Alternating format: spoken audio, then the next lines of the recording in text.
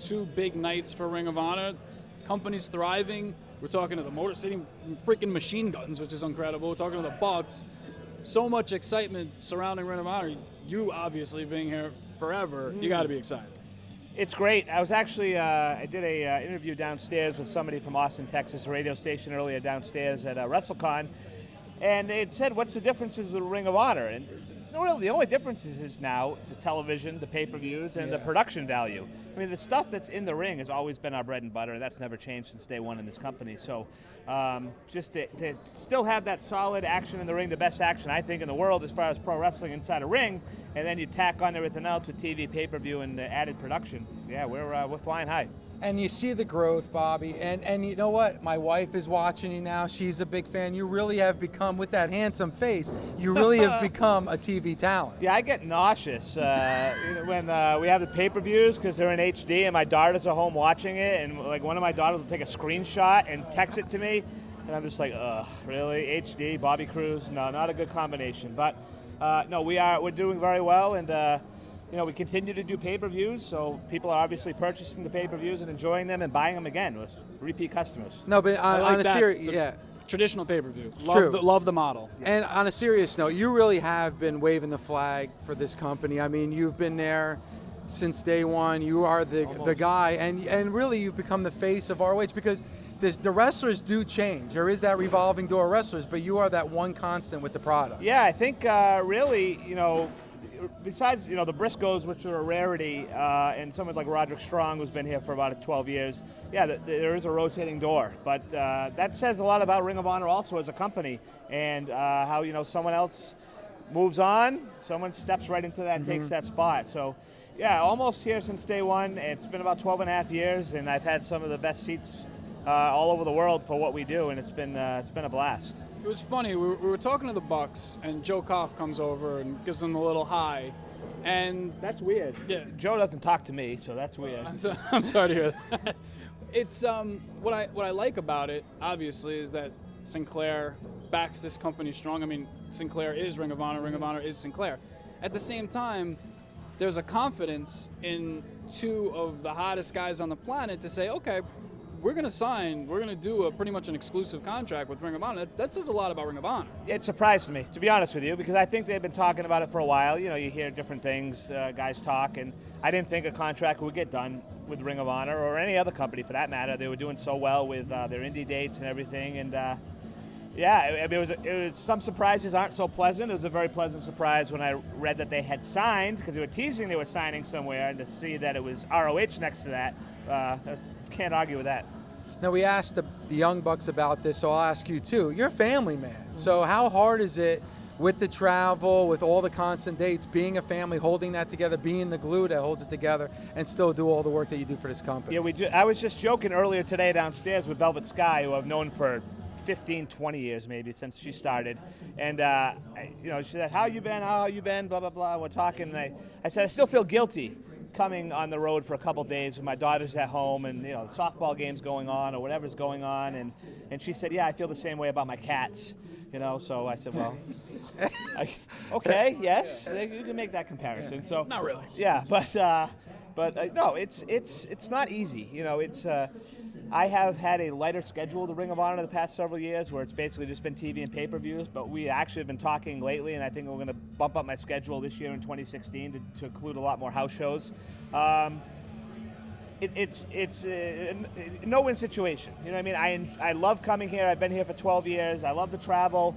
I love the locker room. I love the booker, everything, dealing with everybody. But on the other end, I feel bad if I'm missing a hockey game and my daughter scores 2 goals or, something like that. So, now we're into the spring. I'm also a president of the softball league. I'm coaching the softball team and stuff. So you really have to just balance yourself out the best you can and hope it works. I am no fan of Destination America. I feel like they did not handle the wrestling properties that they had properly. However, I was able to get it in HD pretty much on time, and it was exciting to have Ring of Honor there. I get it also that Sinclair is a TV producer, a syndicator. They're a TV company. you get it too. You're from the area, so I want Ring of Honor on my TV again in HD in a prompt manner. It's bothering me right now that I got to struggle to find this product. Right. I think if you asked our office, and I don't want to speak for them, what's your number one goal right now? It's probably to get on cable TV again. And I'm just saying that as a gut feeling. Because it was a big deal to get on Destination America and all the households that it brought us into. Whether they handled it right or whatever, I'm not going to get into. But it was a good outlet for us. It got us in front of a lot more eyes. We do have the Sinclair affiliates all over the country. Well, they cover most of the country. But I believe we need a cable deal. I think that's the next logical step, is for more eyes to be on the product. My flight this morning, I had a connection to Orlando here to Dallas, and sitting next to me was a father and son. And right away they recognized me, and they're talking, asking about wrestling and talking about, and one of the first things they said was, "Are you going to get back on a cable station?" So people will be looking for it, are eager for it, and hopefully sometime this year it happens. And you alluded to it before, in that the production value, the Titantron, the lighting, I mean, things have been stepped up where now it's that appealing TV product. It's, we like to call this, and Dave just said it before, it's a wrestling product that finds its way to TV.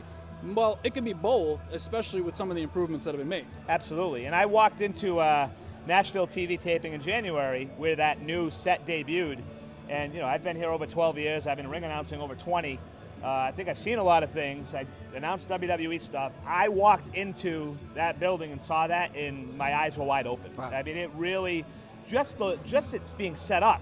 And then when they started testing it with the entrances and stuff, you're just blown away because it's absolutely amazing. So it's added more professionalism, more credibility to our TV and pay-per-view. All right, last question from me, Bob, because I know you're busy. You followed the LaGreca wedding.